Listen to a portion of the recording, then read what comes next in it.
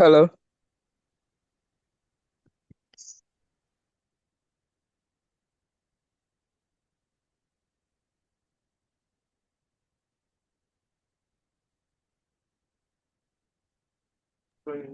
Oh, sorry. Hello, can you hear me? Hi, Kenneth, we can hear you, but I'm trying to let people in. So please, if you can Um, mute yourself for now, thank you.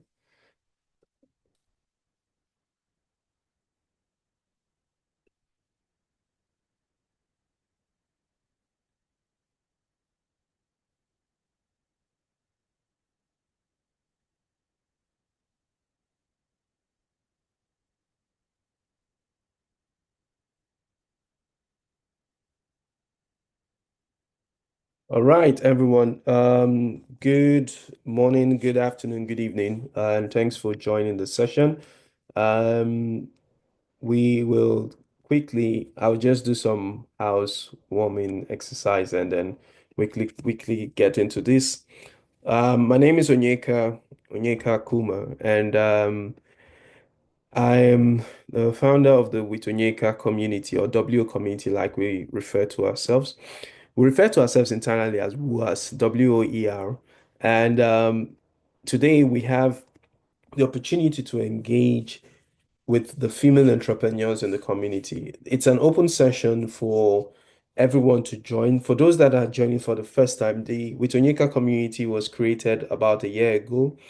And today we currently have 420 entrepreneurs from 25 countries, all gathered together for mentorship or engagement with other founders to learn how to become better entrepreneurs themselves. And over the last 1 year, we've had demo days, we've had startups within the community have been able to generate over $600 million in revenue for themselves. Over $7 million have been raised for many of the startups, and we've had demo days that have exposed these businesses to themselves and to other team members and to stakeholders that they want to engage with.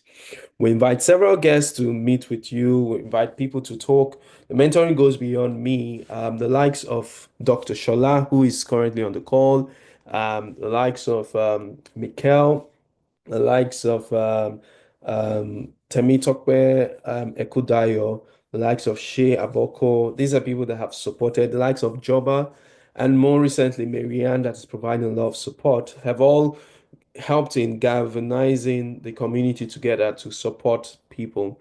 So for today's session, we decided to make it special for the women entrepreneurs in the WithOnyeka community. And to do this, we looked for someone to speak to these women entrepreneurs. I'm going to read her profile. She's already on the call. I guess you can see her pinned to the call already, and her video is on. Amoye is here, but I will introduce her shortly. In the meantime, I just wanted to give everyone an idea of what to expect through this session. One, we're going to have Amoye speak to the questions that was asked in the community um, around female founders and female entrepreneurs and the challenges they face. And she's going to be addressing that in a very informal setting, and she'll be giving her perspective. The second thing is she will also then listen to two pitches. We only had two pitches today that she'll be listening to based on those that filled the forms and said they were going to pitch, and she would give feedback to them. Then she would tell these entrepreneurs how they can be part of her accelerator, where she's investing about $150,000 in each of these female entrepreneurs, to which she's raised funding across different markets to support the female founders. And so I'm very excited to invite Amoye to this session. I met Amoye on the same day I was meeting Amoye. I was introducing her to Sunil. We had a conversation and we chatted about a lot of things. I met her first through EFOSA in Obano at the Canada Africa Summit, and we've been talking. And I saw that there was so much we had in common, and so many people that knew the both of us, and it just clicked for us to have ways to support female founders. And I told her on the spot, I have a community. There are over 47 female founders in the female group alone who may want to hear you and learn from you. I came back on the community. I asked for questions. We got the questions. I sent it to her. She was like, yes, I'm happy to get on this session. So I'm truly excited about this. I'll let Amoye introduce herself shortly, but let me just quickly read her profile and just do one more thing. Dr. Shola, I'm going to make you, as always, he's always been a great support. I'll make you um, co-host. And then if you can just say just a few words to please welcome Amoye. So I use the opportunity and tidy up something within 2 minutes, and then we get going and talk about maybe the excitement of the entrepreneurs. I know you met one of the entrepreneurs that's speaking today about the excitement to meet with her and why this is such a good session. By the way, Dr. Shona is my greatest support in the community, along with the other people like Shay and Temit Hokwe and Joba and now Marianne and James. But Dr. Shola has really truly been super supportive. And he's only one of those couples that we have. So him and his wife are part of the community supporting the entrepreneurs. So it's such a huge honor to have him here. Dr. Shola, please over to you. I've just made you co-host, by the way. All right. Thank you, Moye, for taking the time to come and be with us and be with the founders and to also do something very female focused. Like I love the title of your fund, or I like the title of your company, Found Hers, right? That's just a beautiful way to do it. I have two daughters myself, so I have vested interest. I have three sisters, two daughters, and I have a wife. So I have many women around me. Yes, and I did Full meet house. with one of the, pardon? Full house of women. Yes, full house of women, full house of women. So, so it's exciting to have you and to make this opportunity and create the opportunity for you to speak to our female founders, and then even go beyond that to maybe see if they can get into your incubator, accelerator, and even go beyond that to for them to pitch to you today, and for them to get valuable feedback from a female founder themselves and an investor. So, yeah, really excited to have you here, and one thing I would say is don't hold back. Give it to us raw, and tell them raw and true. And I think that we really appreciate that. So yeah, that's Fantastic. welcome to the community. Thank you so much, Shola. Amoye, I'm gonna do this. We talked briefly before the call, and I said I was gonna do this. So what I'll do quickly, all the women entrepreneurs on the call, please can you turn on your videos? I'm only seeing the guys.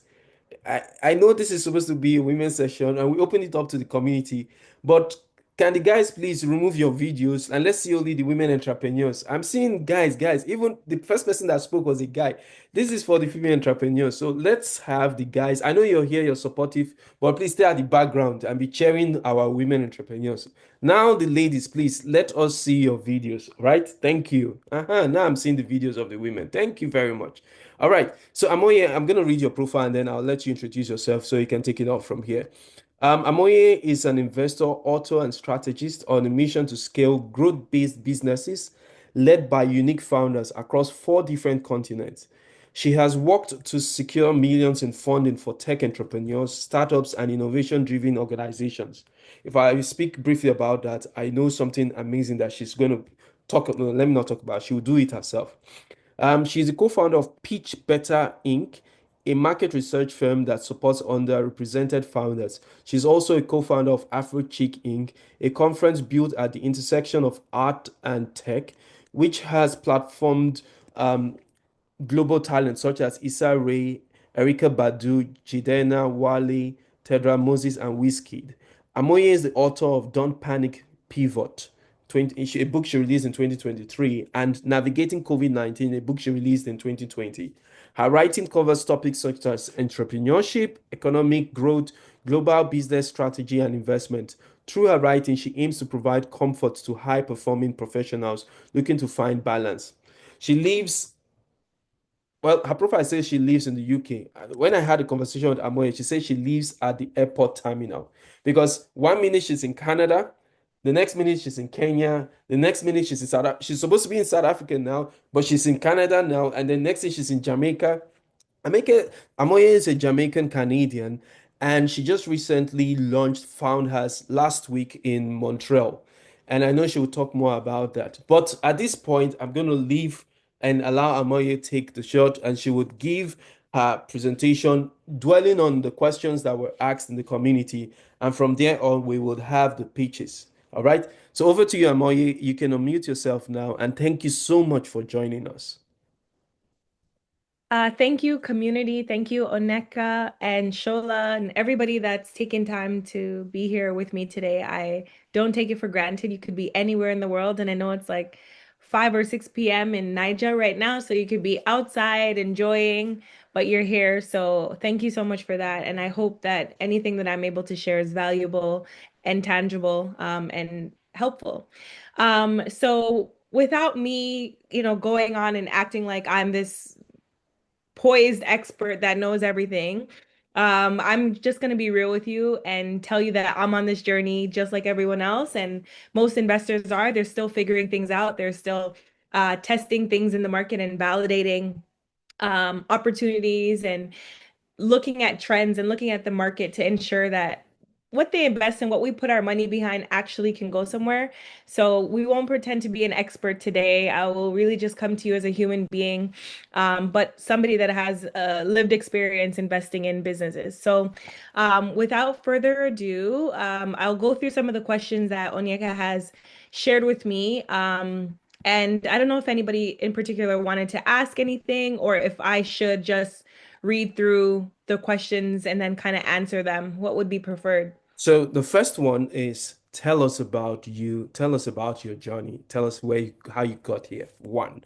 The second thing would then be take the questions that have been asked. I have all those questions, so I'll put them there and then you can address them. Then the third thing will be we open up the floor and ask people to ask a few questions to which I will then allow for the presentations, the pitches from the women that have prepared themselves for this to go ahead and pitch. So that would be the agenda. So tell us about you, how you got here. Tell us about yourself. All right. So I am an early stage investor, so seed stage and pre-seed stage. More recently seed, because a lot of the companies that I invested earlier on are doing, they're evolving. And so I'm looking and saying, okay, I still like pre-seed, but more and more I'm getting more turned like interested in in seed stage as well as later stage companies, believe it or not. So companies that are looking to exit. This is a very new thing for me, but I'm passionate about all businesses led by diverse people, particularly Black and African people. So I started off my journey as a consultant working in a variety of jobs, more so in the healthcare sector. So when I finished my undergrad in political science and communications, I had a lot of economics courses, and I was always very much passionate about the intersection of politics, economics, and business, right? But somehow I wound up in healthcare. While I was in healthcare, I was running a side business, couple side businesses, and running my side businesses exposed me to the world of entertainment. At the time, my side business was a festival called AfroChic, and we brought women together, and not even women at the end of the day. It was primarily for Black women, but all genders started to come and enjoy the experience. And through that, I had to get into this world of fundraising, because I didn't want to just curate a regular everyday festival or event. I wanted to curate an experience, right? So it was super curated. We began to talk to big brands and have conversations with high level stakeholders at different entities and institutions about putting money behind Black causes and Black content experiences. And this was kind of unprecedented in Canada at the time. There wasn't really, outside of, boat cruises, Soca cruises, and some events here and there wasn't really these curated high level experiences that people that look like us could enjoy. And exclusively for us, right? So this is the before Mike Brown, before George Floyd, before Trayvon Martin. This is the era of when you say Black, people think you're racist. So I was in that era. I was playing in that space, and I was very unapologetic. I remember one of the first brands I went to, and this is in 2010, so 15 years ago. One of the first brands I went to, they were just like, why does it have to be called Afro Chic? Why does it have to be for Black people? Why can't it be for everyone? We're in a multicultural society. And remember, this is before George Floyd, before Mike Brown, before um, Trayvon Martin. And just for context, those are three young Black men that were essentially murdered by either police or like a community vigilante without justice, right? And so those deaths catalyzed massive public uproar and community mobilization, and really allowed Black people in North America, even globally, I'd say, to mobilize and really, fixate on the changes that we needed to see from a socio-political, cultural perspective. So all the stuff that I was building was before then. So imagine going to a corporation in the year 2010 and saying, hey, I want to do a festival just for Black women. Like, nobody was looking at me, no one was supporting me. They were just like, bye, girl. Can't relate. Our society's for everyone. We do work for everyone, and Canada's a multicultural society. Enter these tragic, tragedies, these things that happen, and suddenly the lens changed, right? So where our own community members, our own leaders in the community looked at me and they were like, sorry, this is pro-Black. I'm sorry, I can't do this. This is too much. They now turned around and they're like, wow, you know what? You were onto something. So here's a check. I believe in you now. And I was like, okay, I'll take your check, because you didn't believe in me then, but I always knew what I was doing was thinking ahead, and it would materialize and make sense eventually. And lo and behold, it has. So we had our festival. We were able to really make a case that there was an avant-garde. There was like a new wave of culture tastemakers, right? These people were defining culture, and they were using technology and they were using innovation to catalyze change and things. So where everybody was just like, okay, let me just do some stuff on YouTube, put up some content. There's a genius woman that actually came and said, I need to monetize this. I need to build this content in a way that can reach many people, that can scale, and that can literally tell the story of my community in an awkward, fun, quirky way. Really telling the story about people that don't necessarily fit the mold, that are outside of the realm of acceptability. Is that the right word? Yeah. And who's awkward. And so that was Issa Rae. And at the time, she was just a really popular YouTuber, but she was somebody that I was incredibly inspired by and intrigued by. And so I was like, we're going to bring Issa Rae to Toronto. She had just, solidified a contract with HBO, and she was, getting her show up and running, and everybody was falling in love with the awkward Black girl transition from YouTube to Insecure, the HBO series. And so people were like, how are you going to do this? How are you going to get this girl? It's not possible. Like, what are you talking about? Bye. But because I had just brought Erykah Badu, I don't know if anyone on the call is familiar with Erykah Badu. Okay. Yep. Because I had brought Erykah Badu the year before, and then before that, Jidenna, and then a couple years before that, Wizkid, when it was not even cool to do Afrobeats in Toronto. Nobody was really checking for Afrobeats in 2015, 2016. I was like, okay, I've done it before, I'm going to do it again. So we talked to investors, we talked to sponsors, and there was a really incredible brand that was doing a lot of work focused on women making the first move. And it was an app called Bumble. How many people have heard about Bumble before? Put up your hand if you've heard about Bumble. Okay, so this app was called Bumble, and they were all about women making the first move. So it's about dating and, curating your dating experience and double tapping a guy's profile. And if you initiate contact, then the guy will come back and say, okay, let's go on a date or whatever. But you initiate it as a woman. So I was like, I like this angle. So I approached them. I went to the top of the top. I don't know how I got there, but somehow landed in front of the CEO, Miss Wolf, and pitched her this idea that Bumble was dope and it was great for women, but Black women were hella invisible and Black women didn't find a space or were not seen there. And I used data and research that was really sort of vetted and seen in the market that said that Black women in North America were the last to be picked. Nobody was trying to date for them. No one was checking for them. How can Bumble change that?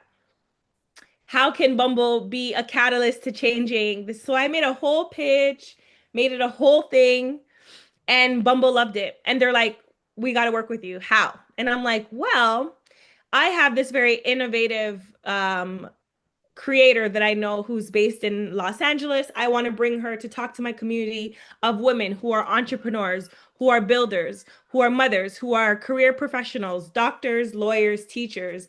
And I want them to listen to this woman's story of how she used tech to catalyze and change a whole culture. And they were like, we love it. We're in. How much is it going to cost? Wow. So then I had to go back and say, wow, how much actually do I need to make this all work?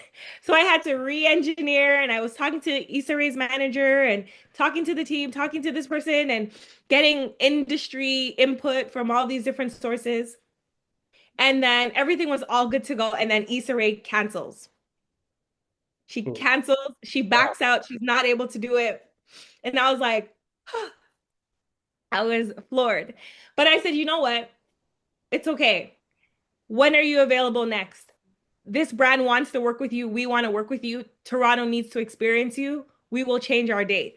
She wasn't available till 2 months later. So we changed the format of our festival, which we had been running for 8 years, the same weekend every year, always in June. We changed it all the way to August for her. And she agreed. She came, and that was the first time I realized I was partially crazy, but also relentless. And that is what I want to say. And that's how I want to kick off what we're doing today. I want to talk about the fact that what you're doing sometimes might make you feel hella isolated. You might feel incredibly on an island by yourself, and you might not be able to articulate the vision that you see and that you're going through and that you're trying to validate. And you need some early adopters and you need some early believers, but you're your first believer and you have to be your strongest believer in yourself. And that is one key unfair advantage that I think women have to master. Just this sense that if no one's going to believe in me, at least I believe in me. Right. And so I would say that is what kind of kicked off my career in investing. Right. I went to so that was 2019. So I decided a couple months later, I'm going to do my MBA. I'm going to do my MBA. I went ahead and applied for my MBA. They came back and they're like, okay, it's $100,000 to do the MBA. And I was like, wow, okay, how am I going to afford that? So I literally went to all the mentors I know, all the advisors, all the people, and I said, okay, it's going to cost me $100,000 to do my MBA. But I promise you, if you contribute to my MBA, I will give back. I will do everything that I need to do to pour back into the same community that has built me up. And so I went one by one to door to door to door, and I had mentors. Okay, here's 20,000, here's 15,000, here's 10, and somehow I got the money to do my MBA in like 6 weeks. So when I was able to do these things and find ways to have conversation at a high level about very important issues that affect a lot of people, that can impact a lot of people. I know my MBA, that sounds super selfish and it sounds very isolated, but it's not. There are incredibly it's very difficult, I would say, to be able to find yourself in a room with the ability to connect with people who have MBAs, right? Like some people do not have the ability to raise money, right? So when you're able to get into that room because you've galvanized your community and you're able to sit in and learn in the room with people who, their corporations have just written a check, which is like a dot for them. Like, oh, it's just $100,000. Oh, we're at the big top 4 bank. Here, go and do your MBA. So for me to be immersed in that space and know how hard I had to work to hustle to find the money to get into that room, that also built up a little bit more insanity in me. But it took me back to realizing, okay, I have this unfair advantage. So from there, completing the MBA online, getting super stoked and excited to go to Dubai, excited to go to Singapore, all of the excursions that were baked into my learning experience. And boom, we're hit with COVID. So we're hit with COVID. We're now, okay, there's COVID. How are we going to manage? And we have to kind of rethink our whole entire business strategy. So I told you guys that the year before we had worked to bring Issa Rae, this was our 10-year anniversary, and we were talking to one of the top, I'm not going to say the name of the company, but the top gambling companies in Canada. They had some bread. Gambling is a big industry, but it's also like a very old industry where there's, people who are incredibly older. That's where they spend their money, but they have like a lot of, legacy clients and business that kind of keep that infrastructure afloat, where they're trying to tap into more younger blood. So they want like customer bases that look like us, right? So they want to see more of us in this sector. So I was like, oh, that's a very interesting client to bring in as a partner. So then I said, okay, cool. Well, we're going to bring X artist, right? X artist, I'm not going to say his name, but he's a massive, cultural influencer, producer. He's now like a creative director for like Louis Vuitton or something. And we are in talks with his management to bring him to Toronto. And yeah, as I said, COVID hit. So my business has, as you know, it's a festival. It operates outside. People are, galvanizing together and coming together after a year of not seeing each other. So we're able to generate ticket sales. There's vendors that sell things. There's sponsors that buy booths. There's corporations that purchase activations. All of that is dead in the matter of like 1 month. My whole business is shut down. So I immediately have to pivot. I immediately have to think. I'm in the middle of doing my MBA. I'm not able to generate some, cash. Should have my consulting business running, but there's no way I'm going to do my festival on a virtual level because it's an experience that's meant to be felt, and you can't feel something online. Well, I don't know, right? At the time, my thinking was like, no, if it can't happen in person, it can't happen at all. So pivoted and created a market research firm because I knew that everybody was sitting at home and they had nothing better to do than to sit down and do surveys and do research and collect data. And I was able to somehow form this market research firm called Pitch Better. If you guys want to check it out, it's pitchbetter.ca. We were able to solidify some early contracts and get some early traction with government contracts such as the BDC, Canadian Women's Foundation, and we were able to do some research. And while we were doing research, I had the luxury and privilege of being able to interview and engage with 1,500 women entrepreneurs. And 1,500 women from across the entire country took our surveys and, came in on these focus groups and sat and talked through with us about what their challenges and what are the gaps experiencing business and building business in Canada. And that experience was eye-opening for me. It showed me that, number one, Black women are incredibly educated and incredibly smart. And number two, it showed me that for Black women, for African women, it is not a matter of talent. It is not a matter of education, because Black women, in our research, 58% of Black women have a bachelor's degree or higher. 58% have a bachelor's degree or higher, while 56% of white men have a bachelor's degree or higher, meaning we are smarter than white men on average. Nice. And yet we only receive 0.06% of funding. So we do not have a talent gap. We do not have an education gap. We do not have an ability or competency gap. We have an access gap. And so that allowed me to re-engineer in my mind this thinking that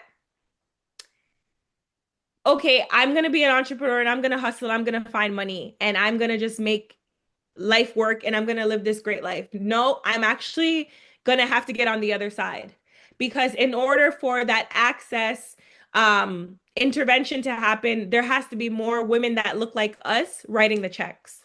And there has to be more women that look like us receiving the checks for that generational change to take place. So we went from market research firm to, okay, we've built this amazing database of and we have all these data points of information that has unlocked all of this knowledge and information that we already knew, but we needed to validate it, right? So we went to Accenture. Accenture came on and we have an ongoing partnership with them for the past 3 years. Accenture helped us build out this accelerator.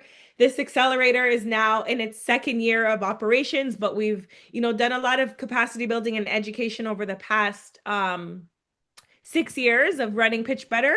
And boom, we decided to do a fund last year because we wanted to just take our lived experience, our global connections, our global relationships, and really mount it into a tangible, active vehicle that could deploy into women and get them going on their businesses. So we try to be, the first check or the first look at some of the businesses at an early stage.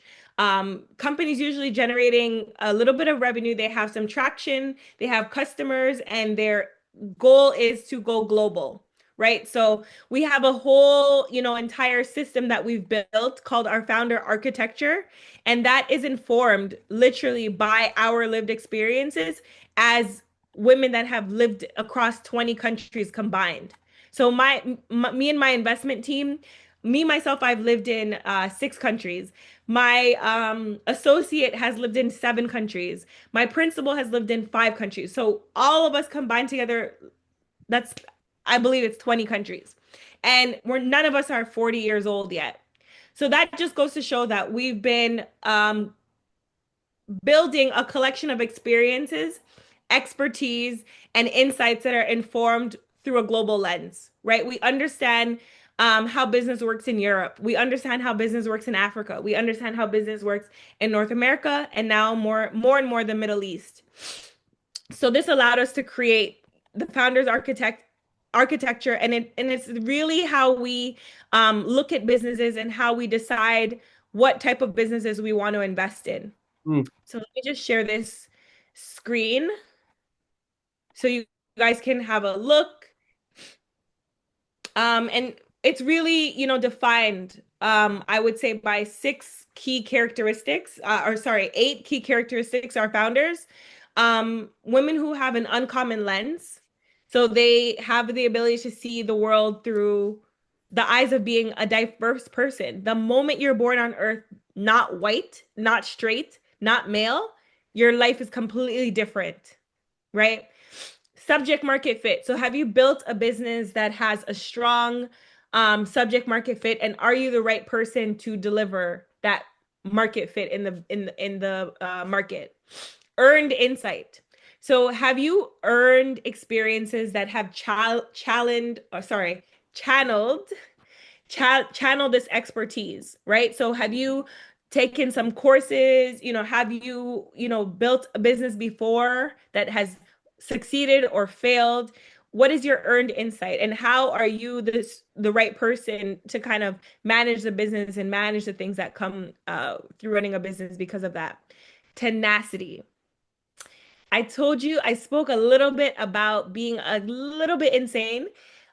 Tenacity, resilience, insanity, they all go hand in hand together. And I just say it with a very straight face. I know people will think it's funny, but to be 100% real, to be an entrepreneur means you just have a slight dose of insanity, right? Maybe your mom put something in your milk as a baby, who knows? But it means that you have this thing in you where if you get knocked down, you come back up. It might take you 10 times of getting knocked and knocked and knocked, and you'll still come up every single time. And that's tenacity. Global curiosity and range. So really just having this sense of, I don't live in a bubble. I'm not sheltered.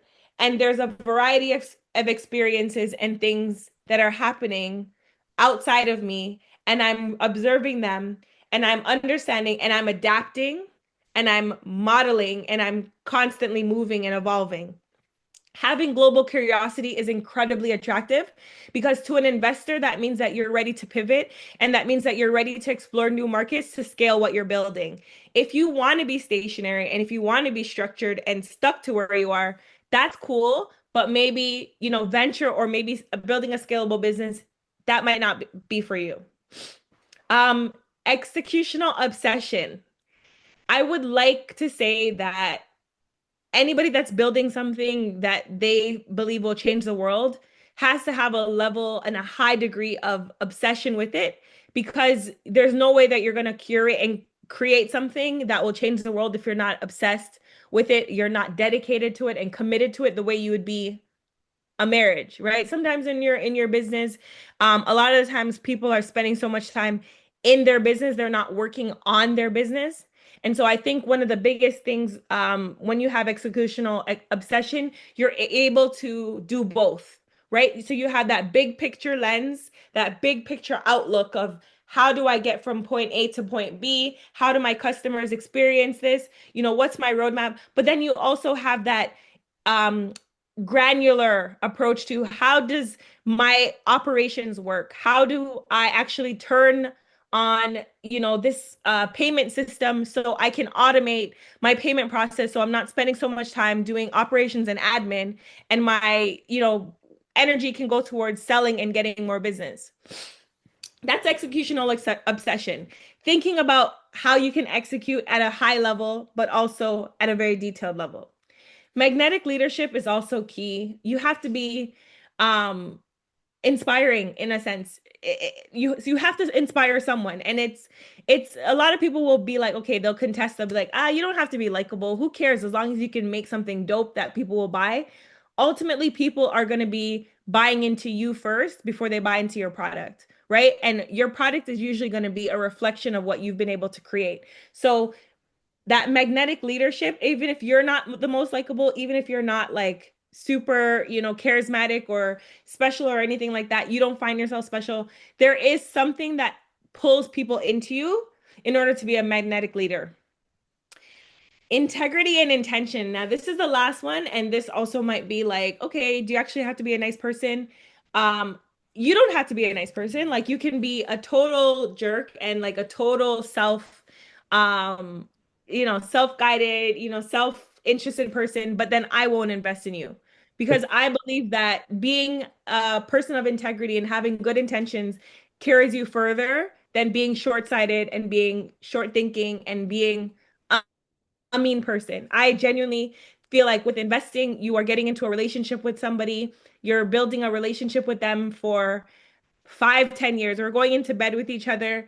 I need to like you, I need to trust you, and I need to believe that you're going to lead your team with a level of grace and empathetic leadership that reflects how you want to be treated as well. So if you want to be treated with a certain way by your investors, how are you treating your customers? How are you treating your team?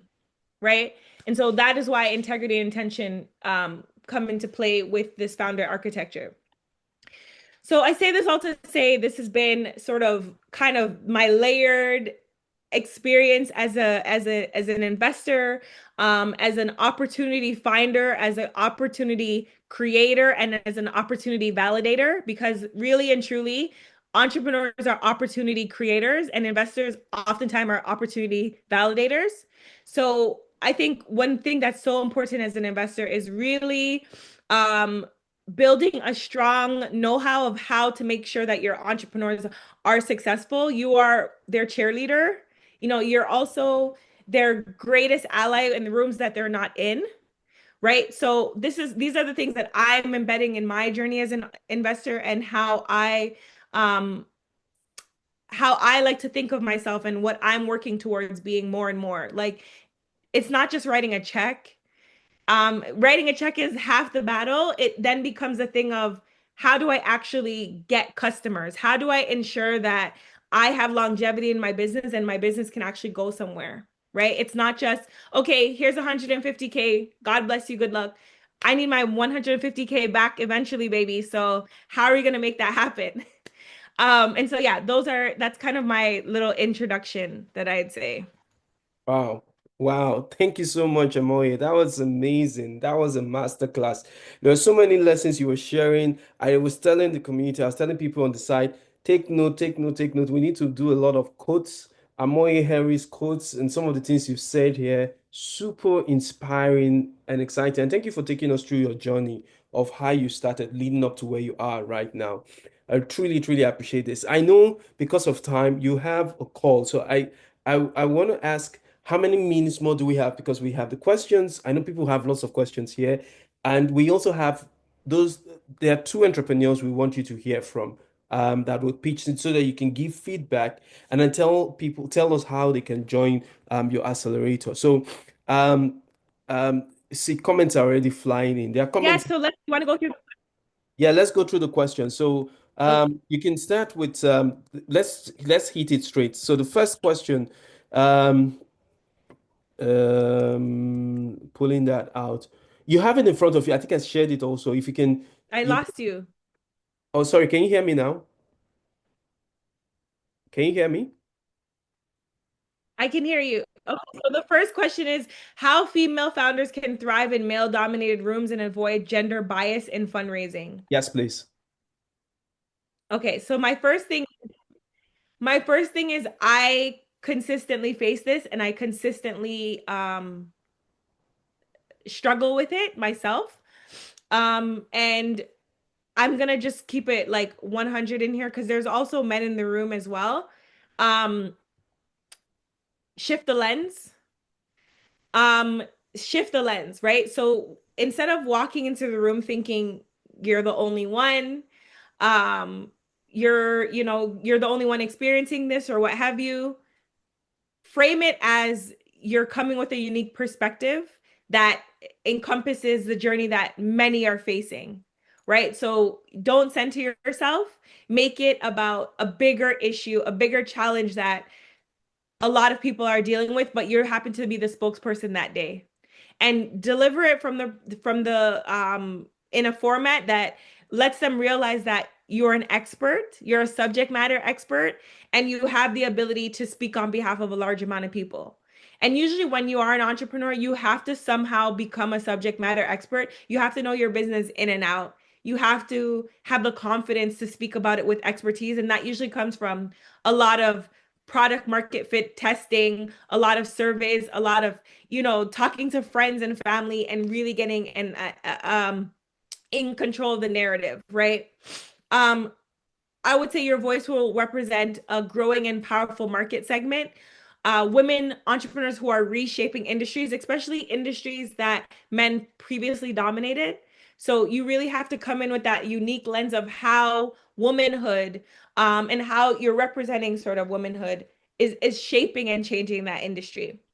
And Fantastic. next thing I would say is controlling a narrative, which I alluded to a little bit. So always lead with traction, impact, and data.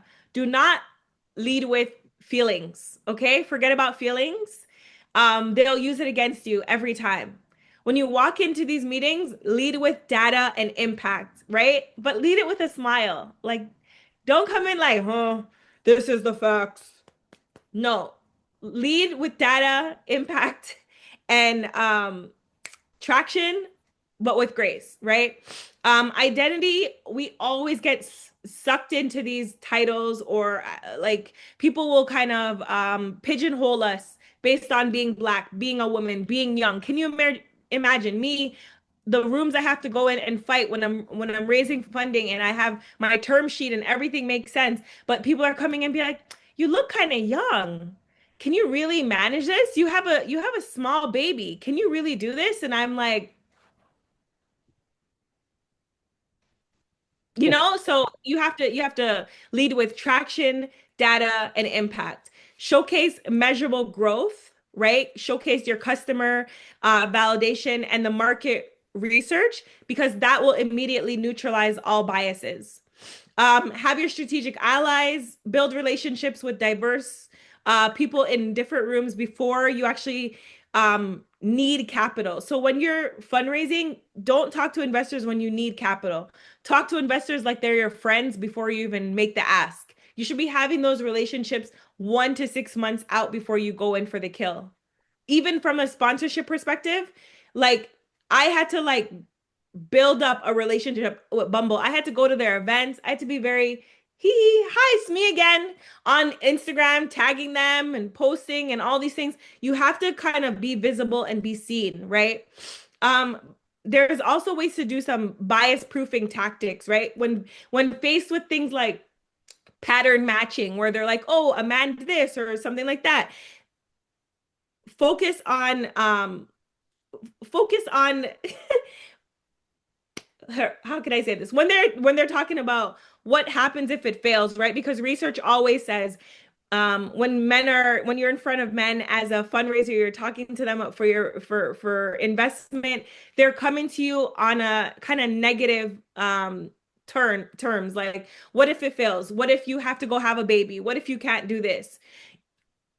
Change it, right? Change the language, change the energy, and put some bias proofing tactics. Like, so what if this fails? Well, here's why this market is primed for success. Here's how we're positioned to capture it. Here's how we have a unique advantage and why we are the best people to capture it. So get ready for their bias proofing, get ready for their biases, and just prepare yourself, I would say. Action, impact, data.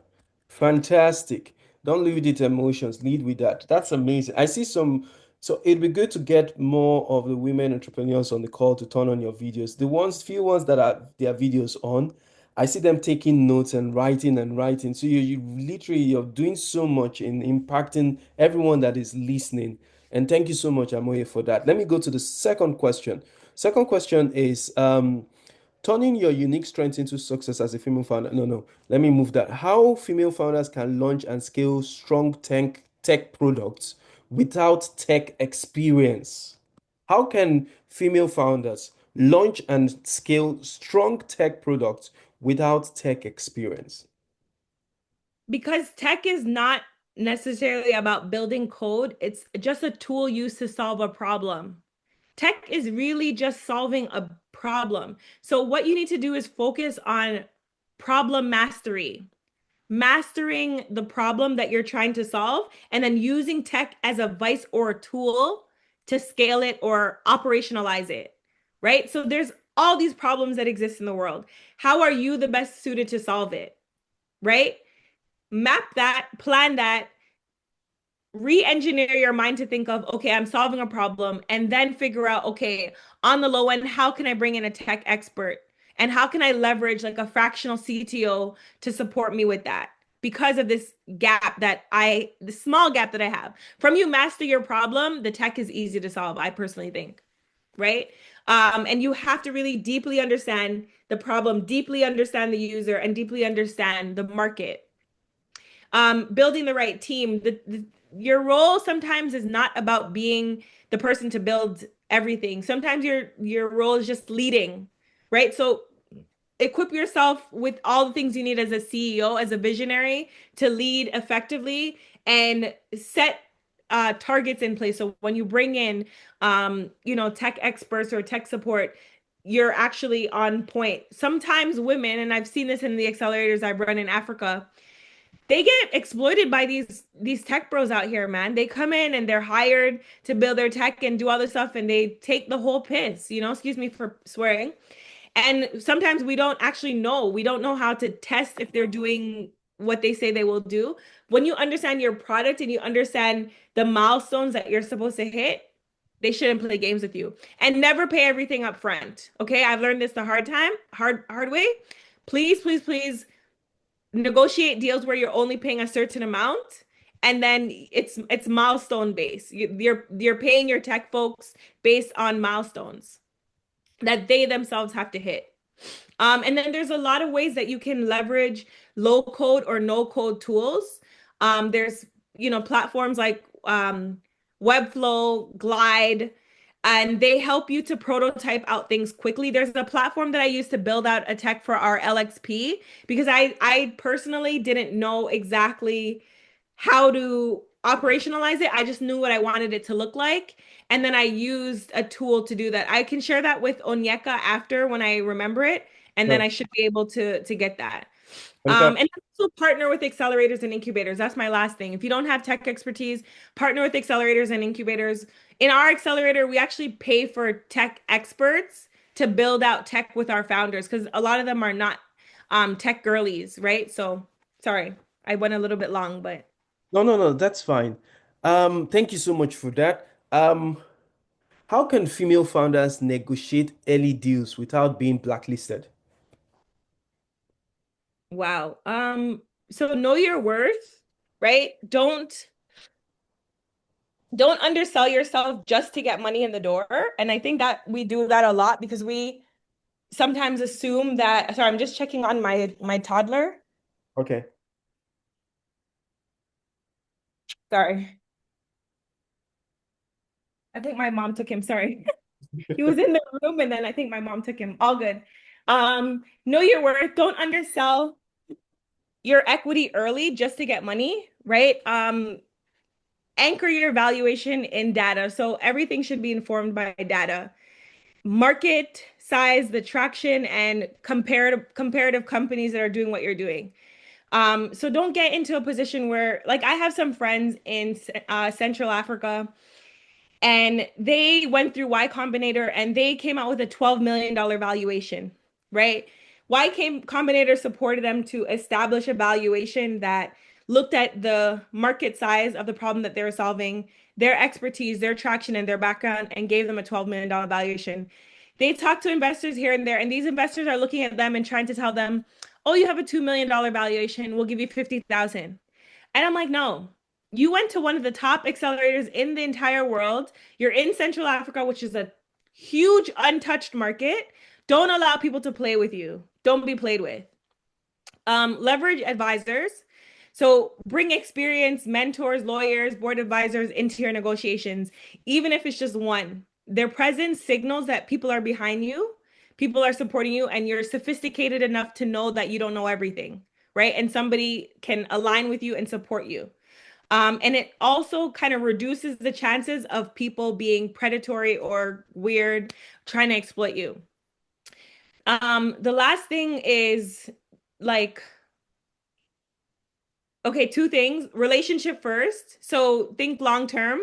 Think about building the relationship like long term. Frame your negotiations as a partnership. Be willing to compromise on some things and go back and forth because that's just what it is. Don't just be hard line like this is what I'm standing for and I'm not backing down. It's not going to bode well for you. And then ultimately you will get a reputation that you didn't earn or you don't deserve, right? So always be flexible and be willing to um, negotiate, but look at it as a partnership, right? Like if you really want to work with them, you're aligned value-wise, look at things on a long-term basis. The last thing is don't fear no's. Don't fear no's. Do you know how many no's I've had to go through? Like how many no's many investors, what like you guys, investors have to hear no's every single day because we're also fundraising. We're fundraising to be stewards of other people's wealth to deploy into your businesses. And do you know how many no's I hear as a person that appears to be young? I'm black and I'm a woman. You know, do you know how many times I've had situations, and sorry, I'm gonna just be a little bit frank here, where guys would be like, I'm not gonna invest in you, but I want to date you. And I'm like, no. And I have to like navigate that as a semi-attractive person where people will objectify me when I'm literally probably 10 times smarter than them, but Mm. they actually just have money, right? So don't fear walking away um, from deals that don't make any sense, right? Walking away from a bad deal or opportunity is a sign of strength and self-respect, and it's not weakness, right? The right investors respect your boundaries and your strategy. Mm. So that's what I would say. Thank you so much. There's a very common question that has been coming up. How can the women entrepreneurs on this call join your accelerator program? That is one. Two, you're building out, you're actually fearless, Amoye. You're building out the first female focused accelerator program in the Middle East. How is that coming along? And finally, assuming a person eventually pitches to you, what is the potential um, check size that you look to invest, the industries you pay attention to. How much are you investing, and when is that open for that to happen? So those are three questions. One, how can the women entrepreneurs on this call join your accelerator? From which angles, from which countries, from which places are you looking to get them in? Two, how is it that you're building out the first female-focused accelerator program in the Middle East? And three, tell us a bit about your check sizes and how you invest in founders. This would be great to know. Okay, so I'll go through quickly our accelerator for the people that ask questions. Um, to answer the first question is we are building the accelerator in the Middle East. We're working with partners. So it is going to be focused on the MENA region, Middle East, North Africa, Morocco, Tunisia, Algeria, and Egypt for the North Africa side. And then on the GCC side, UAE, Saudi Arabia, Qatar, and Bahrain. So these are the countries that we're focused on the GCC side, and we're accepting businesses as of November, December. We're going to open up our call outs there. The accelerator starts in January, and we're going to be hubbed in Dubai. We're in negotiations to finalize, but tentatively, it looks like our partner will be Accenture Dubai because we have a long-standing partnership with Accenture US and Canada. So how do you get in? You simply apply online. It's currently closed, but as I said, the applications will open back up very soon, and that will be for businesses building in the MENA region. For businesses that are registered in Africa and are building in Africa, we have something coming very soon. It is a matter of us finding the right partners. And as you guys know now, doing business in Africa and finding partnerships and locking those things, it does take time. You have to build trust. I lived in Ghana, I lived in Nigeria, so I know the game. I know how it works. It's who you know, it's not what you know. It's not even who you knows, it's who knows you and who believes in you enough and who will, back this. And so we like to really move from a place of alignment and values, connection. So if we're not values aligned, it's not going to work. And so I don't want to go into something just because we need the money. We want to start it because we have, people telling us we need this, we need this. I want to make sure that we're values aligned and that our entrepreneurs are not exploited in any process. So that is that. Founders has been successful here in Canada because we've received the generous support of the Canadian government. So the Canadian government came in and backed us. We received the support of EDC, which is Export Development Canada. We received the support also of Accenture and a number of other partners. So that's why we're able to, run it. But unfortunately, we secured our 15 women for this cohort. And then for our next cohort in the Middle East, that will launch in January. So we will be doing some deal flow. I will be in Dubai in about 3 weeks. I will also be in Cairo and in some other Middle Eastern countries, just doing some, recruitment and looking for startups to invest in. As far as the check sizes, so our check sizes are 150K to 250K. We are prioritizing seed stage businesses. So companies with some traction, some customers, you're generating revenue, you have a strong product market fit, and you have solid customers that will miss you if you're gone, basically. That's how I look at it. Like customers should miss you when you're gone. Or if you take a pause or something. That's how I know you have a real business and not a hobby. Did I answer everything? Yeah, so for those founders in Canada, for instance, female founders in Canada, are they able to access the program for the next cohort, or is there another cohort happening for Canadian startups? For founders in Europe, is there anything for them? That's a really good question. And I used to live in the UK. Just up to last year, I lived in London. So we don't currently have something in the UK, but I will recommend a really good program called FounderVine. FounderVine is run by a really amazing friend of mine named Izzy Obeng.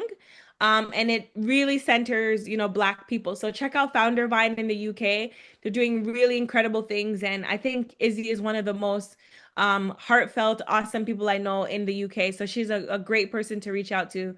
Can find her IZZYOBENG for anybody in the UK or Europe.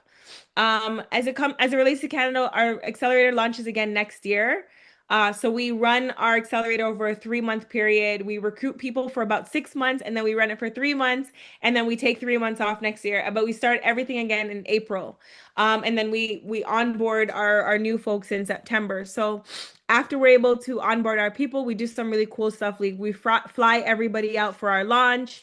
We run the program. We match you with fractional C-suite support, whether it's a fractional CTO. I'll show you.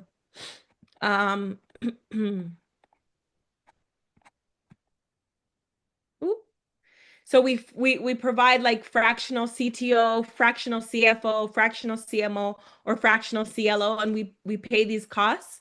And then we also provide our founders with a venture coach.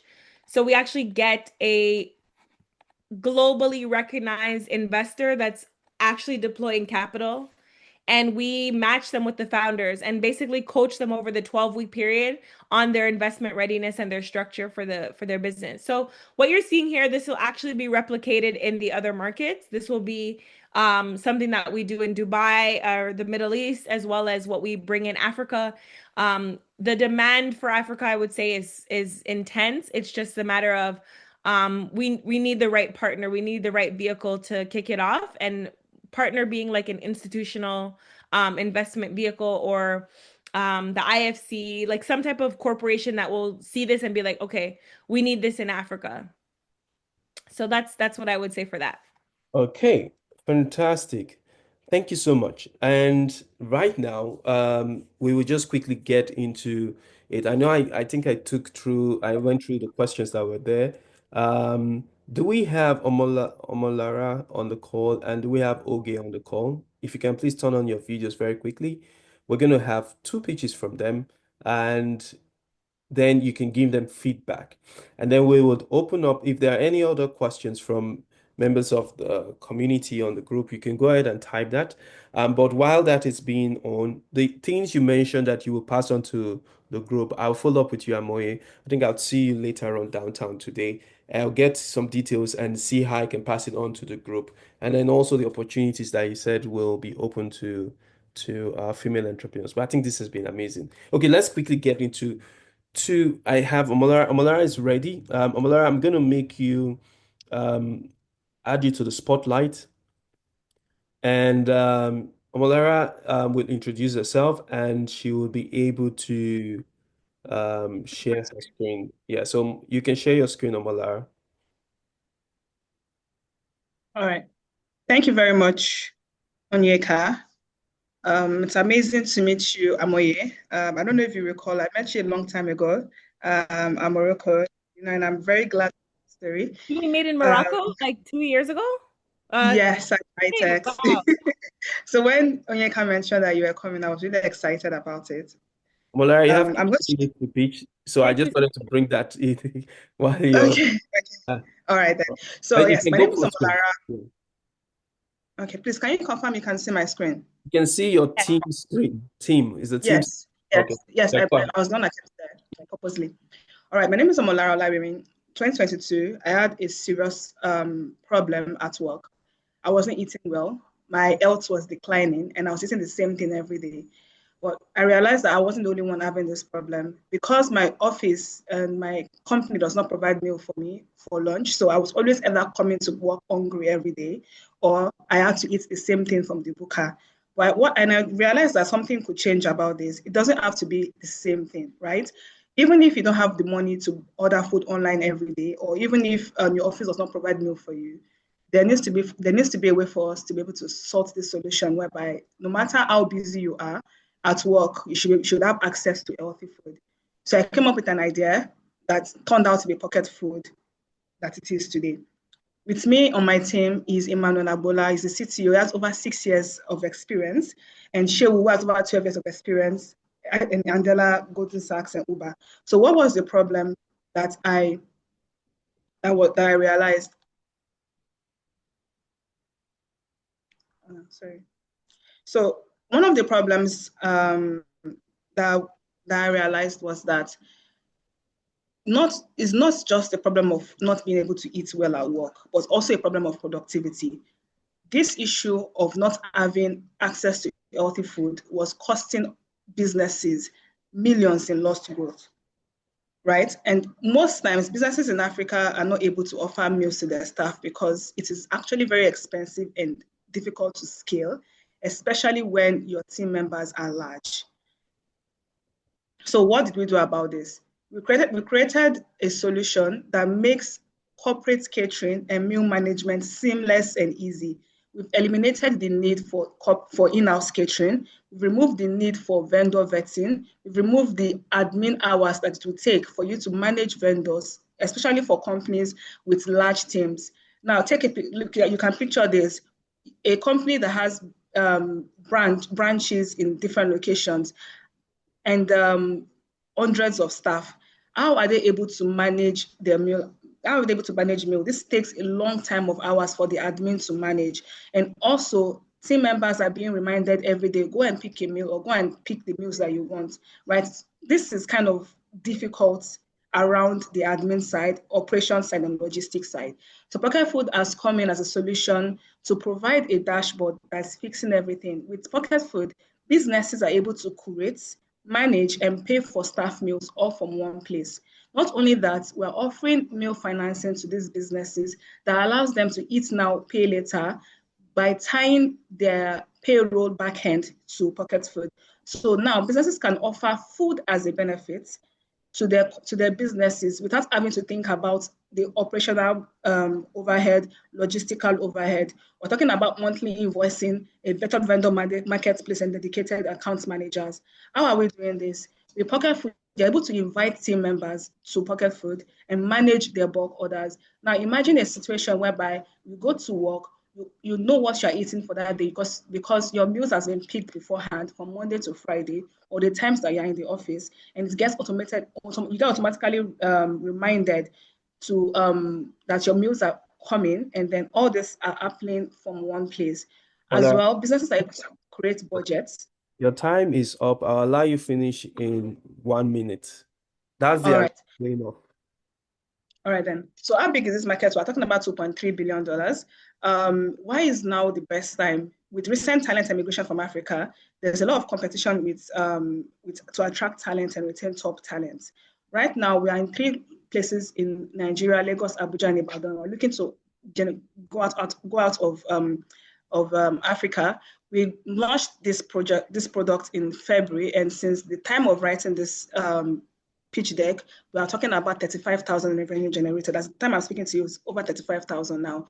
We have 30 businesses on our meal financing waitlist, and we are currently integrating with Seamless HR, Nigeria's #1 payroll system. So what's making us different from all our competitors? We're unique. We're the only food tech startup offering meal financing and corporate food management dashboard in Nigeria. Thank you. All right. Thank you very much, Omolara. Over to you, Amoye. Please provide her feedback right away. And Omolara, well done.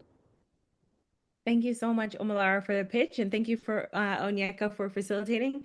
And do you have current customers? I saw that you're generating $15,000 in revenue. Is that for the year or is that monthly?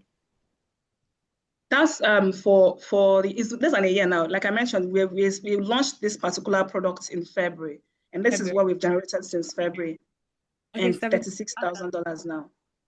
And it's $36,000 now. And how many customers do you have currently? 15 businesses that are using Pocket Food. On a monthly basis? On a subscription? Yes. On a subscription basis, yes. Okay, and the 2 gentlemen that you had on the team, are they building your tech, or what's their roles again? Yes, one is my CTO and one is my COO. My CTO is the one building the tech. My COO is the one in the operations system. So both of us are the ones bringing in the businesses, talking to people, just going and putting up our sleeves and just doing the dirty work, really. Awesome. And you said that you're raising $300,000 on a safe? Yes. And what did We've currently raised 100. Sorry?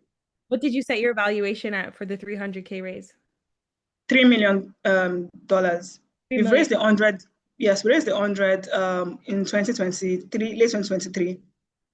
Amazing. Okay. And why are you best positioned for this one again? Because I maybe missed that slide. Tell me a bit about yourself and your unique advantage.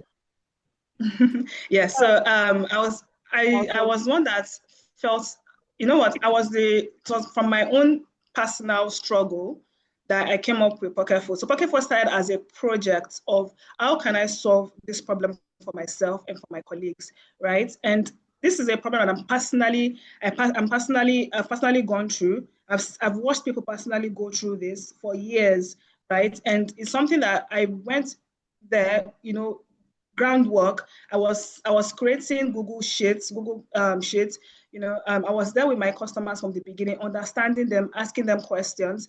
In fact, I was in the same office with my clients, my colleagues were my clients then, asking questions, finding out what exactly is the pain point and how we could solve it, right? What you are seeing today has been years of watching, asking questions, learning, and listening. Amazing. Thank you for sharing. I don't have any other questions. I think it's a great pitch. I would clean up some of the slides because some of the words are intersecting with the background. And I think you need a slide talking about you as well and why you're best positioned to deliver the business. All right. Thank you. Yep. Thank you. Oh, sorry. Thank you very much, Moye, and thank you very much, Lara. We will definitely be in touch. To the next person pitching, do we have Oge? Oge, if you're on, can you put on your video? And are you ready to share your screen? Yes, I am. Okay, Can you hear me? we can hear you, Oge. Please take it on from here. You have the ability to share your screen. Okay. So, hello everyone. My name is Oge, and I'm here to represent WirePay. I'm the co-founder for WirePay, which is an escrow installment plan service. So, for WirePay, how did we start off? WirePay, because I attended a federal university, and I watched how a lot of students, especially in federal universities here in Nigeria, struggle to even buy little things like phones, even shoes or clothes, or to even pay their school fees in full. And then even when they try to pay for those things, they usually run into debts. So I thought to myself, okay, why don't I do something after school that can solve this? And back then in school, I would run tests with this because I also noticed that a lot of girls still love to buy things that are fun and like hair, shoe, clothes, and bags. And I noticed that they usually saved money towards it. And sometimes they'll pay in bits. They'll tell the seller, oh, please, can you hold down this product for me? I'll just keep on paying you in bits till my product is complete. And sometimes that usually gets messed up and people get into problems and there's a lot of quarreling and all that. So for WirePay, we decided that why don't we make this easier? Why don't we come in as a third party and then handle this transaction for both parties so that there's a contract that has been signed, and even for communities too. Because sometimes some communities, they want to send their only child to school, or they want to send one person, make sure one person is able to go to school and get everything that they need to get. So why can't we do that with WirePay? So that's where we come into play. So the major problem that the industry faces is that there's no proper credit system for Nigerians. And the credit system is kind of shaky, and you see people every time trying to solve one issue, and at the same time they're still being in debt and they want to be able to pay for things. Even if you go to different ministries, the working class find it difficult to pay for things on a day-to-day basis. And a lot of them really, really want to be able to pay for these things without entering into debts. And you see them having to take out loans and loans and loans, and they go into massive debts. What WirePay offers is that we allow you to pay small without incurring debts. You pay at your pace. You discuss with the seller, this is what I have. I'll be able to pay within these next 5 months. Can you hold down this product? Then the seller tells you, okay, this is the amount it's going to cost to hold down this product. And then a transaction begins. That is what WirePay is for. And also, as an AI engineer and someone who has been into data for a long time, for about 3 years now, everything is data. Everything I have done is data backed because I had to spend a whole year of surveys, a whole year of meeting sellers, petty sellers, bigger sellers, electronic sellers, the car dealers, and ask them, which credit system do you use? And then they tell us that they just have to trust their customers. And sometimes that type of situation brings upon them like social media shame and all that. So we're not like, we can do this better for you. We can show you there's a contract way. So the seller can know, okay, this is what this person is still owing me. and the buyer knows that, okay, this is what I want to buy. And it's just an easier way to save up for something, but knowing that you are paying for that particular product without having to run into debts. And until the payment is complete, we now carry the money from the escrow and deliver it to the seller. The seller now exchanges the product. All we are there for is to act as a third party to monitor that everything goes right. And then right now, we have done it in multiple ways. We have our revenue stream, which is our transaction fees. We have our stock creation and renewal fees, and we have our API fees. And our business model is specifically for individuals, for teams, for enterprises. If you're an individual, you just want to be on your own and pay for a particular thing, that's fine. If as a group you want to pay for something, that's also fine. We have something for you. Sorry, Ogechi. The time is up. You have 1 minute to now wrap up. Okay, thank you. So with that, what we're comparing against other people is that the only thing, one of our major advantages is that we care about community, we care about also individuals, and also want them not to run into debt because we care about them and because we know how difficult it is. We are building for Africa because we know that there's a lot that we have to offer, and there are better ways now to get products without having to run into debt or to have to suffer your family and your friends. So thank you very much, and I think that will be all. Thank you, Ogechi. Amoye. Yes, thank you. Solving a big problem, like consumer loans and like payment, staggered payments is like a big market opportunity, but there's quite a lot of players already doing this work. How do you plan to differentiate, like specifically? Ogechi, you're mute. Thank you. A lot of our players specifically use the credit system, and Africa's credit system isn't built for Africans, it's built more for the West. A lot of our systems, we try to imitate the West when we already have systems in place that can actually assist us better and we are more knowledgeable about. So I feel like this is where WirePay comes into play, where we can actually say, okay, pay small. The seller tells you this is the amount, you have to pay 300,000 naira. Okay, for the next 3 months, the payment is going to be spread out. You can pay at your pace. You can pay 100K today, 50,000 naira tomorrow. But by the end of the 3 months, you should be done paying for it. And you can even ask for an extension if you want that. And we don't have to start pursuing anybody to complete payment. We don't have to start chasing anybody around to complete payment. This is something based on, this is the contract we have. If you want to extend it, fine. If you want to cancel payment, that's also fine. You walk away without owing money. That's where we beat our competitors at. Helpful. Thank you for sharing that. Again, I would just clean up some of the slides and make them a little bit more cleaner. Some of the designs were covering the words. Also, what's your background? Do you have a background in finance, or do you have a background in account management? Or what? Yeah, tell me a bit about yourself. Okay. Currently, I work as an AI engineer, but previously I was a data analyst, and I did a little bit of quant engineering for a while. For someone, I worked under someone. So yeah. Helpful. Thank you so much. I don't have any other questions. Thank you for pitching. Thank you very much, Ogechi. And thank you very much, Amoye. I know because of time, you told me what you're supposed to do. I'll just give this period to three women that have enjoyed this session to give you some feedback. Maybe I'll start first with Lungili, and then I'll go with Taiwo, and I'll go with Madam Kumbi, and Buchi has a hand up. So I'll start first with Lungili. Please go ahead and maybe give feedback to Amoye based on this session. Maybe one thing you've learned that you will share on social media, tagging her to say you got this from her. Over to you, Lungili. Then I'll come to you, Kumbi. Then I'll come to you, Taiwo. And then I'll come to you, Buchi. Lungili, please.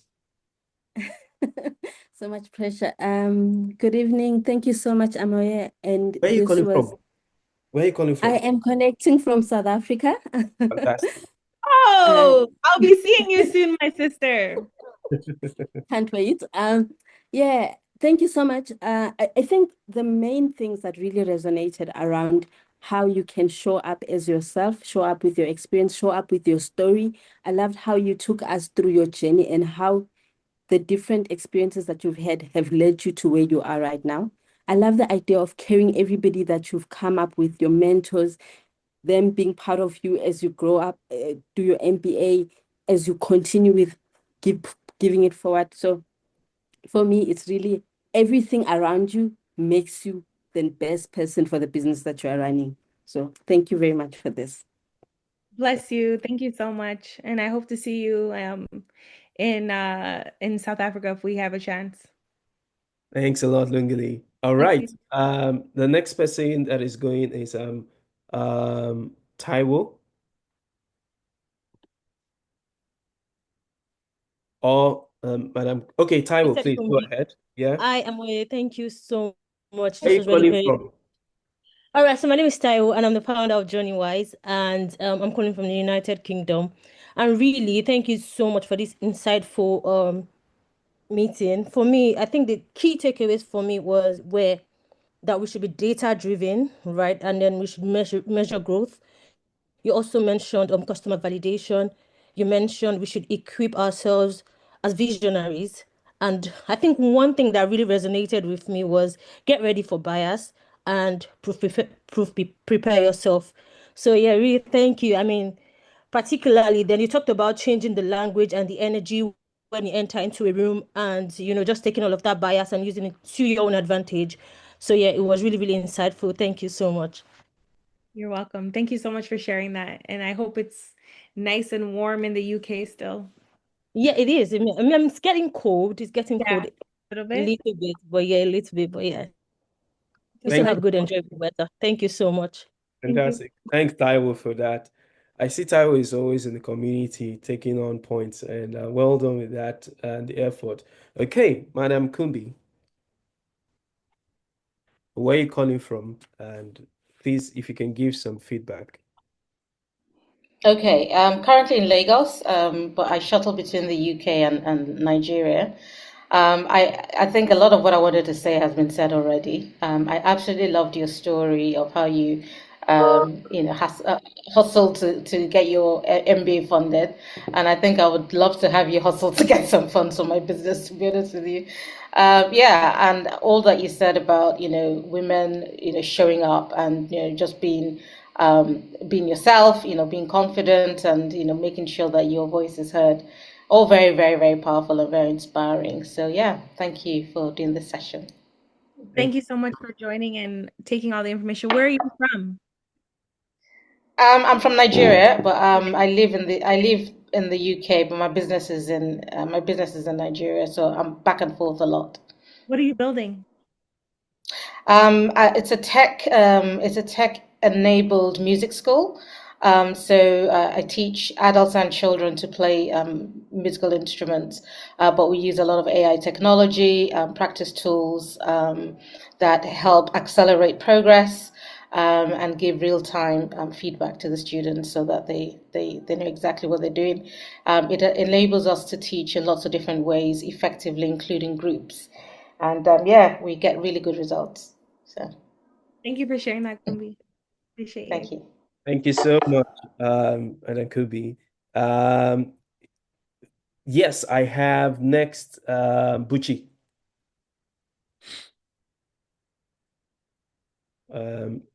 Okay, Mojoy, if you want to say. Okay, Buchi, yes, please go ahead, Buchi. Okay, so hi, Amoye. Thank you so much for this session. It's where are you calling from?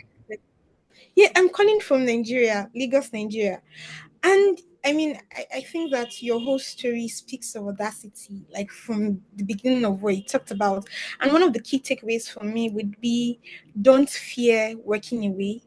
Because regardless of the environment, I feel that a lot of women are usually scared of missing out on that particular opportunity. Like we're like, okay, what if this opportunity leaves and I'm not able to get a hold of another, even if this one is not so good? And it happens a lot, whether it's with jobs, because I've also had like experiences with that, whether it's with jobs or with looking for investors, like you mentioned, looking for right fit to work with you. So that was really, really a very great point.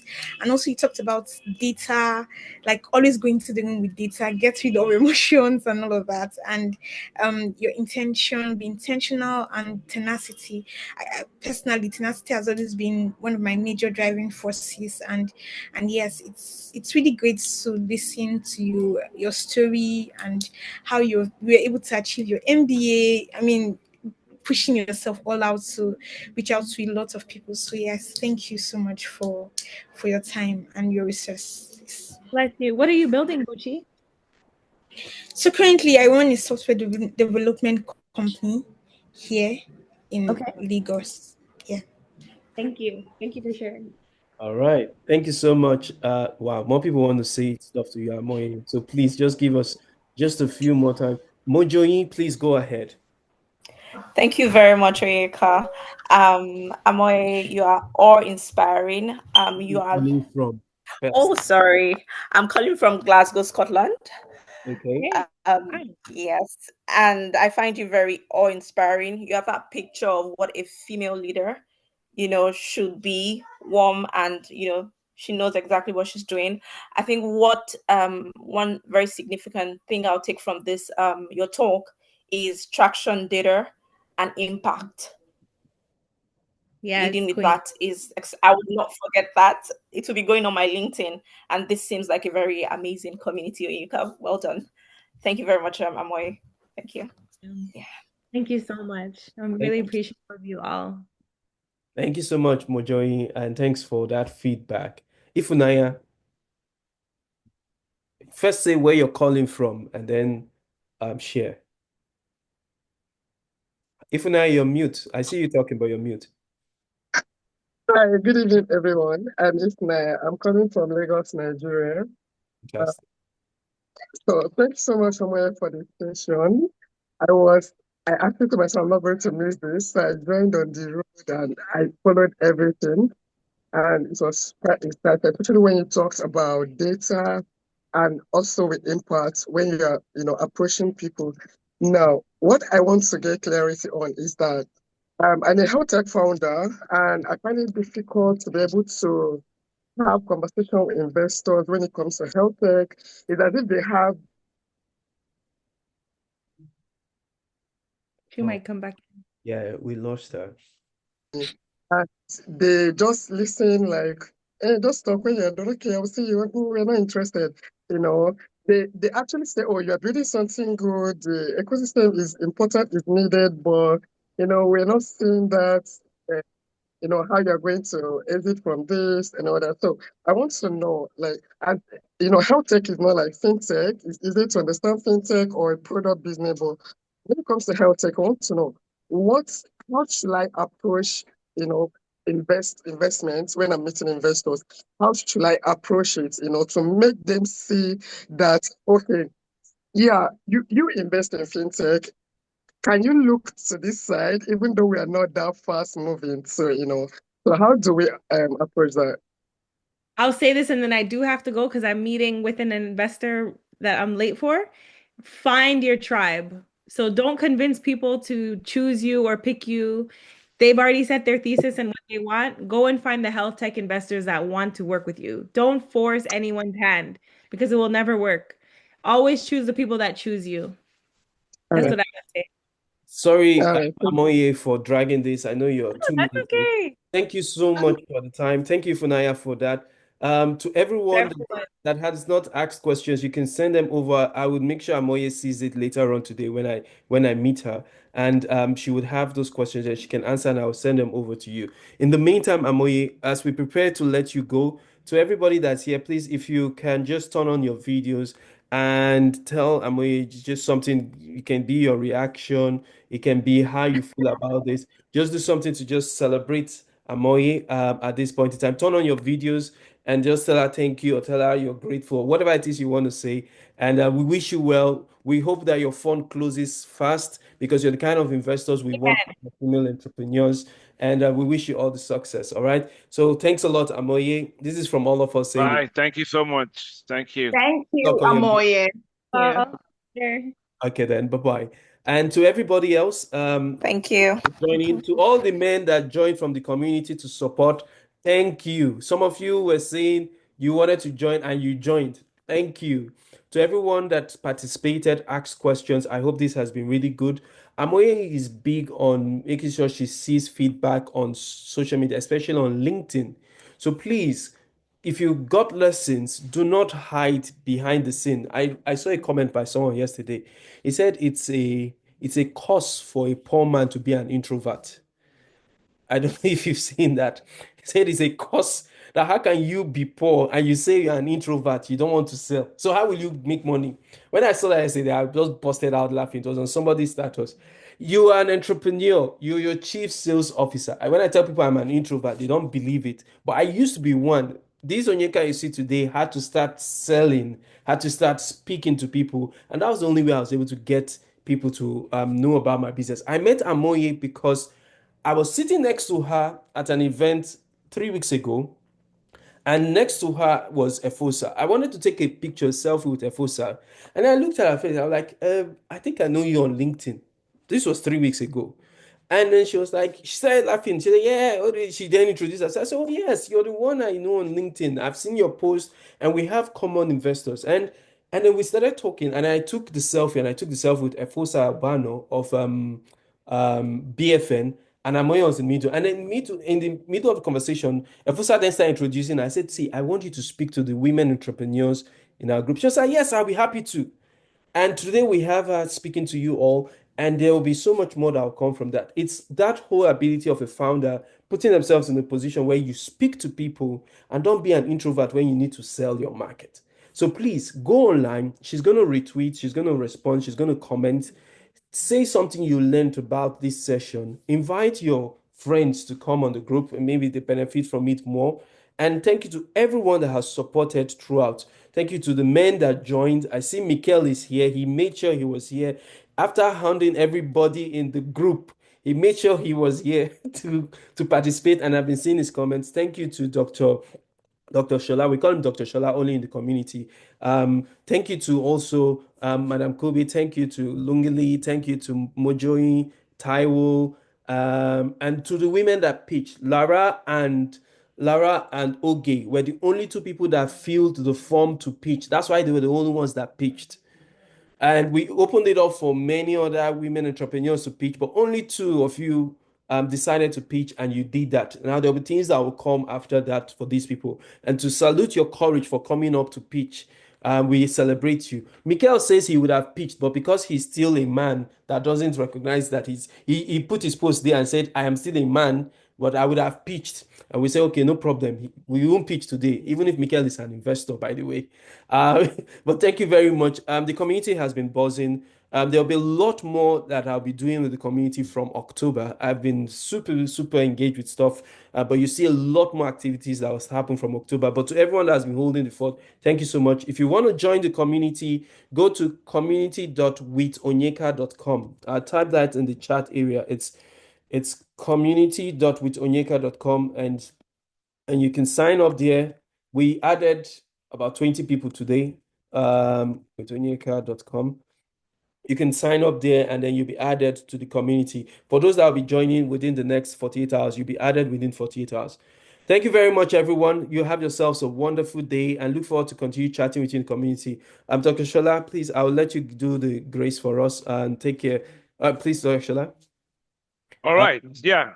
A good evening to everybody. Thank you all for coming, and ciao. Bye-bye. Bye.